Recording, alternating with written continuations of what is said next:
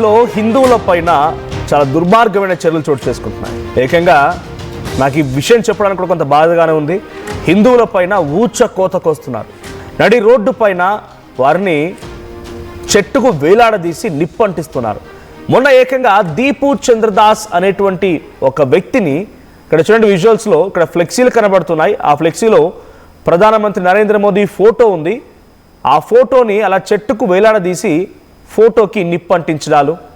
ఆ తర్వాత నేను ఒక మనిషిని ఏకంగా మైనార్టీ మెజార్టీకి సంబంధించినటువంటి గతంలో షేక్ హసీనా ఉన్నటువంటి సమయంలో జరిగిన గొడవలకి అప్పుడు జరిగినటువంటి సిచ్యువేషన్లో ఒక దుర్మార్గమైన చర్యలకు పాల్పడుతున్నటువంటి ఆ మెజారిటీలు, అంటే అక్కడ రిలీజియస్లో మెజారిటీలుగా ఉన్న వాళ్ళు మైనార్టీలపై దాడి చేస్తుంటే దీపు చంద్రదాస్ అనే వ్యక్తి ప్రతిఘటించాడట.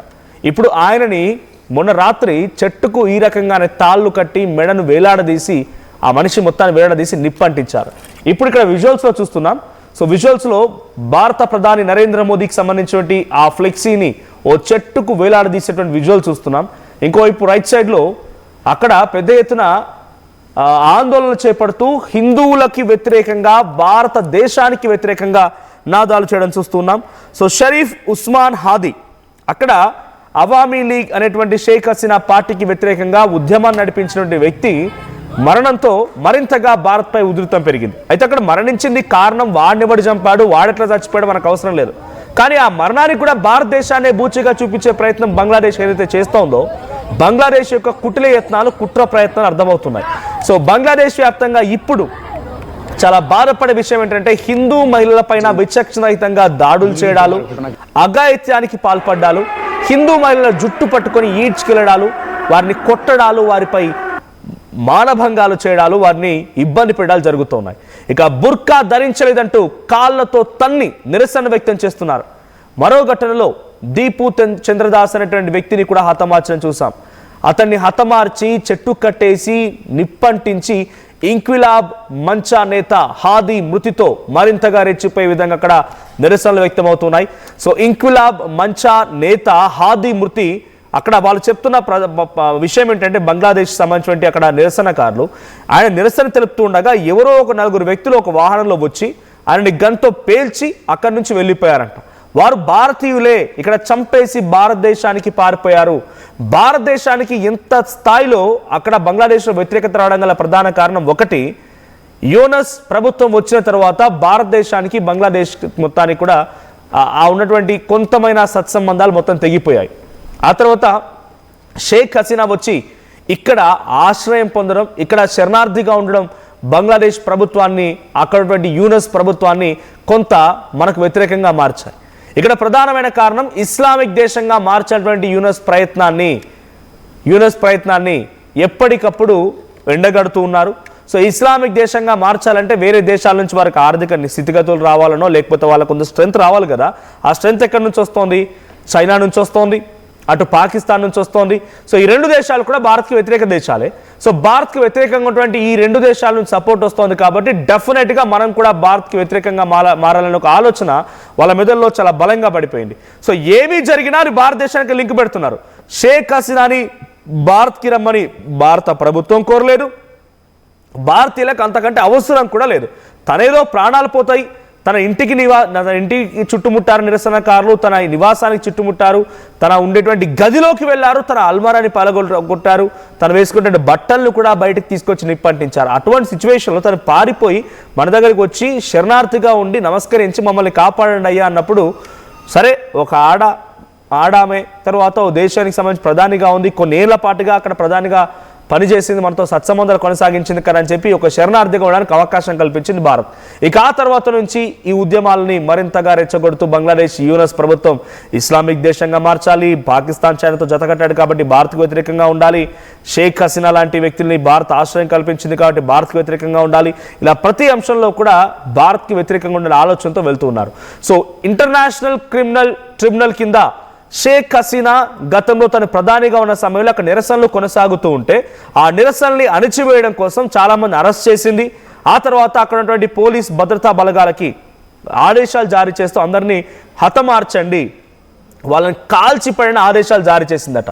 ఆ రకంగా తన ఆదేశాలని పాటించిన పోలీస్ అధికారులు చాలా మంది మరణానికి కారణమయ్యారు.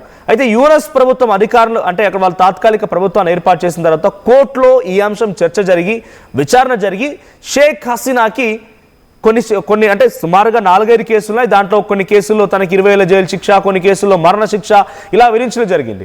సో మరణ శిక్ష విధిస్తూ నిర్ణయం తీసుకుంది. షేక్ హసీనాతో పాటుగా ఒక ఉన్నత పోలీస్ అధికారికి ఇద్దరికి మరణ శిక్ష అండ్ ఒక పోలీస్ అధికారికి ఢాకా పోలీస్ కమిషనర్కి మాత్రం కొంత 5 ఏళ్ల పాటుగా జైలు శిక్ష, కొంత ఫైన్ విధించింది. ఎందుకంటే తన అప్రూవర్గా మారిపోయాడు, తను నిజాన్ని ఒప్పుకున్నాడు. షేక్ హసీనానే చంపమని చెప్పింది అని చెప్పిన విషయాన్ని నిజాన్ని ఒప్పుకున్నాడు కాబట్టి తనకి శిక్షను తగ్గించారట. సో ఇప్పుడేం జరుగుతోంది, తనకి శిక్షను విధించాలి కాబట్టి భారత ప్రభుత్వం తనని వదిలేయాలి. 1-2 సార్లు ఏదో అక్కడ నినాదాలు వినిపించాయి, ఎక్కడ అఫీషియల్ లేఖ లేదు. అఫీషియల్గా భారత ప్రభుత్వానికి షేక్ హసీనాని అప్పగించమని ఎక్కడ ప్రభుత్వం నుంచి ఒక్క లేఖ కానీ, ఆర్మీ నుంచి ఒక లేఖ కానీ, ఏదైతే ఇంటర్నేషనల్ క్రైమ్ ట్రిబ్యునల్ నుంచి ఉందో వాళ్ళకి తెలుసు భారత్లో ఆశ్రయం పొందుతుందని చెప్పి, అక్కడి నుంచి కానీ ఒక లేఖ లేదు. కాబట్టి ఆ శిక్షని అమలు చేయాలని వాళ్ళు కోరుకుంటున్నప్పటికీ ఇక్కడి నుంచి వెళ్ళడానికి తను నిరాకరిస్తోంది. పైపెచ్చు భారత ప్రభుత్వం కూడా ఎక్కడ రియాక్ట్ అవ్వలేదు. సో నిజంగానే వాళ్ళు ఛాలెంజ్ చేయాలనుకుంటే, నిజంగానే వాళ్ళు దీనిపై చూడాలనుకుంటే వాళ్ళు ఏం చేయాల్సి ఉండేది, యూఎన్ఓలో ఛాలెంజ్ చేయాలి. యునైటెడ్ నేషన్ ఆర్గనైజేషన్లో ఛాలెంజ్ చేయండి, భారత్కు వ్యతిరేకంగా లీగల్గా కొట్లాడండి. కానీ భారత్కి వ్యతిరేకంగా లోపల భారతదేశంలో అత్యధికంగా ఉండే జనాభా హిందూ జనాభా సంఖ్య ఎక్కువగా ఉంటుంది. కాబట్టి హిందువులని ఇప్పుడు ఇబ్బంది పెడితే భారత ప్రభుత్వం దిగి వస్తున్నటువంటి ఒక దురాలోచన బంగ్లాదేశ్లో నిరసనకారులు చేస్తున్నారు. నిరసనకారులు అంటే వాడు ఏదో ఉద్యమించి వాడు వచ్చి ఏదో పెద్ద చేయాలని కాదు, పక్కా పేడ్ ఆర్టిస్టులు అంతా కూడా.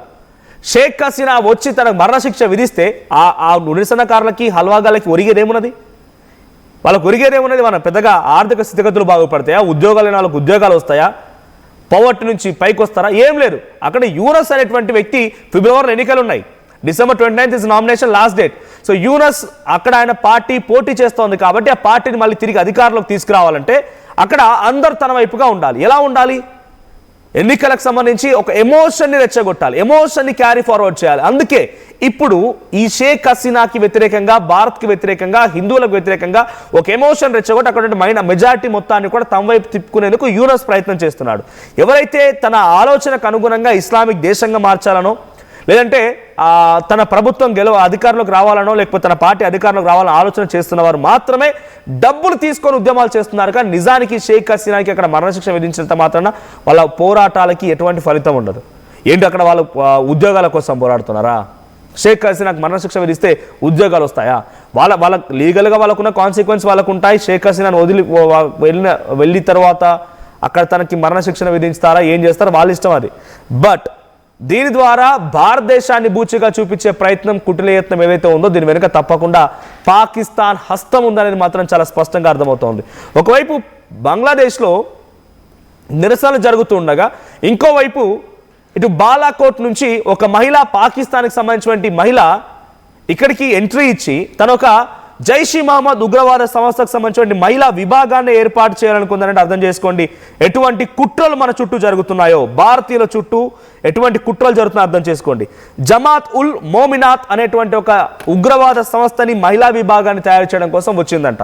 కానీ తను విచారిస్తాను ఏం చెప్తుందంటే, ఇనిషియల్గా వచ్చినప్పుడు ఎవరమ్మా నువ్వు ఏడుకొచ్చావని చెప్పి పోలీసులు అడిగితే చెప్పిన మాట ఏంటంట అంటే, తను మా నాన్న నన్ను కొట్టాడు కాబట్టి నేను ఈ బార్డర్ దాటి వచ్చేసాను, దారి తప్పి వచ్చానని చెప్తుందంట. మాట చెప్తే కనీసం అది అబద్ధమైన అతికినట్టుగా ఉండాలి. కానీ దాన్ని ఎంత బూచిగా హాస్యాస్పదంగా చెప్పిందంటే, మా నాన్న కొడితే దారి తప్పి వచ్చానని చెప్తోందంట. సో చాలా పెద్ద ఎత్తున ఒక బిగ్గెస్ట్ హ్యాపెనింగ్స్ జరుగుతున్నాయి మన చుట్టూ మొత్తం కూడా. బంగ్లాదేశ్లో మరోసారి హిందువులని ఊచకోతకొస్తున్నారు, హిందూ మహిళలపై అఘాయిత్యానికి పాల్పడుతున్నారు, హిందూ మహిళల్ని బుర్కా ధరించాలని చెప్పి ఫోర్స్ చేస్తున్నారు, ధరించకపోతే కొడుతున్నారు, దాడులు చేస్తున్నారు, తంతున్నారు, చాలా తీవ్రంగా వారిని గాయపరుస్తున్నారు. ఒకసారి ఈ అంశం పైన AP deputy CM Pawan Kalyan కూడా ట్వీట్ చేశారు. ఒకసారి ఆయన ట్వీట్ చూద్దాం. So AP deputy CM Pawan Kalyan చేసిన ట్వీట్ చూస్తున్నాం మనం ఆర్టీవీ స్క్రీన్ పైన.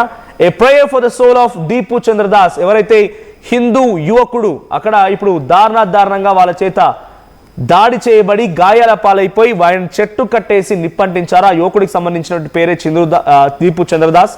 సో పవన్ కళ్యాణ్ అదే పేరును మెన్షన్ చేశారు ఇక్కడ.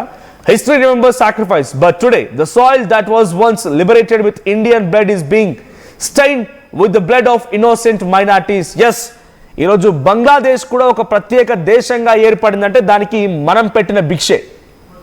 పాకిస్తాన్ నుంచి బంగ్లాదేశ్ వేరుపైపోయి వాళ్ళ చేతుల నుంచి స్వచ్ఛందంగా ఒక స్వతంత్ర దేశంగా బంగ్లాదేశ్ ఈరోజు ఏర్పడిందంటే డెఫినెట్గా భారతీయ సపోర్ట్, భారతదేశం యొక్క ఇన్వాల్వ్మెంట్తోనే. So 1971 our Indian armed forces stood for the oppressed. Our brave soldiers didn't just fight a war. They fought for the identity and dignity of millions of people of what is now called Bangladesh. Nearly 3,900 Indian soldiers sacrificed their lives and over 10,000 were injured to ensure the birth of Bangladesh. We gave our lives so that others could live in peace. So మన ప్రాణాన్ని మనం త్యాగం చేశాం ఇతరుల యొక్క శాంతి కోసం, ఇతరుల యొక్క స్వేచ్ఛ వాయువుల కోసం, వారికి స్వతంత్రం కోసం. మన భారతీయ ఆర్మీ 3,900 మంది మరణిస్తే 10,000 మందికి పైగా గాయాలైతే వారందరి యొక్క త్యాగం ఈరోజు బంగ్లాదేశ్ ఏర్పడింది. సో నెక్స్ట్ ప్లే చేయండి. But today peace is just a word, persecution is the reality. According to the Bangladesh Hindu Buddhist Christian Unity Council, 2,442 incidents, 2,442 incidents of violence against minorities were documented between August 2024 to 2025 July. So 2,442 సంఘటనలు జరిగాయట హిందువులకి, బుద్ధిస్టులకి, క్రిస్టియానిటీలకి వ్యతిరేకంగా, మైనార్టీలకి వ్యతిరేకంగా. అక్కడ మైనార్టీల హిందువులంతా వాళ్ళకి వ్యతిరేకంగా అన్ని సంఘటనలు చోటు చేసుకున్నాయి కేవలం ఒక ఏడాది కాలంలోనే. Over 150 temples have been vandalized and desecrated. 150 ఆలయాలు కూల్చివేయబడ్డాయి. These are not just acts of unrest of random chaos. It's a deliberate targeted strike. ఇదేదో ఉద్యమకారులు చేసినటువంటి ఒక చిన్న సంఘటన లేకపోతే వాళ్ళ ఆవేశం ఆగ్రహం కాదు. ఇది చాలా పక్కాగా ప్లాన్డ్ గా చేసినటువంటి టార్గెటెడ్ స్ట్రైక్స్ గానే ఉన్నాయి. The pattern of targeting is clear and cruel. Last year we saw the unjust jailing of ISKCON monk Chinmoy Krishnadas and brutal lynching of the Communist Party leader Pradeep Bomik, and now the horrific murder of Deepu Chandradas in Mymensingh. This young man was not just killed, he was subjected to a level of savagery that shames the 21st century. Reports confirm he was lynched in public by fringed mob. His body was then hanged and from a tree. And Deepu Chandradas ని ఎంత దుర్మార్గంగా, కఠినాత్మకంగా వ్యవహరించి అక్కడ నిరసనకారుల మాటున్నటువంటి కొంతమంది religious conflicts create చేసినటువంటి దుర్మార్గులు, నీచ్ come in, కుత్తేగాళ్ళు, హల్వాగాళ్ళు హతమార్చారు. దాన్ని రాసుకొచ్చారు పవన్ కళ్యాణ్. ఇక the demographic reality of the religion is chilling testament to this ongoing tragedy. In 1951 Hindus made up 22% of the population. 22% population ఉండేదంట బంగ్లాదేశ్ లో కూడా. Today that the number has plummeted to below 8%. కేవలం 8% పడిపోయింది బంగ్లాదేశ్ లో. I call upon the leadership of Bangladesh to move beyond mere words of condemnation and restore stability. So ఇంకా కూడా అక్కడ ప్రభుత్వాలు మేము దీన్ని తీవ్రంగా ఖండిస్తున్నాం, తిరిగి సామాన్య పరిస్థితిని తీసుకొస్తాం, అక్కడ శాంతి నెలకొల్పుతాం అనే మాటల్ని బంద్ చేయండి. ఇక దీనికి ఇంకా ఎక్కువగా వెళ్ళాల్సిన అవసరం ఉంది. అంటే ఈ మాటల్ని దాటి వెళ్ళాల్సిన అవసరం ఉంది. మీరు తప్పకుండా అక్కడ ప్రతి ఒక్క హిందూ, బుద్ధిస్ట్ అండ్ క్రిస్టియన్ సిటిజన్ని మీరు తప్పకుండా వారి రక్షణ కల్పించాల్సిన అవసరం ఉందని చెప్పి దీంట్లో మెన్షన్ చేసుకొచ్చారు. And United Nations human rights కు ట్యాగ్ చేశారు పవన్ కళ్యాణ్ దీంట్లో. The blood of our 1971 martyrs was shed for a land of peace, not a land of persecution. We cannot and we will not remain silent. So మన దగ్గర army soldiers 3,700 పైచిలకు army soldiers మరణం, 10,000 మంది యొక్క గాయాలతోని, రక్తపు చినుకులతోని ఏర్పడిన బంగ్లాదేశ్లో ఇటువంటి దమనకాండ జరుగుతూ ఉంటే మనం చూస్తూ ఊరుకోమంటూ కూడా పవన్ కళ్యాణ్ ట్వీట్లో మెన్షన్ చేశారు. సో బంగ్లాదేశ్లో ప్రజెంట్ హిందూకు సంబంధించి ఒక హిందువులపై దాడులు కానివ్వండి, హిందూ ఆలయాలపై దాడులు కానివ్వండి, ముఖ్యంగా హిందూ మహిళలపైన అఘాయిత్యాలు, మానభంగాలు, వారిని చిత్రహింసలకు గురి చేసి నడి రోడ్డు పైన కొట్టడాలు, నిప్పంటించాల సంఘటనలు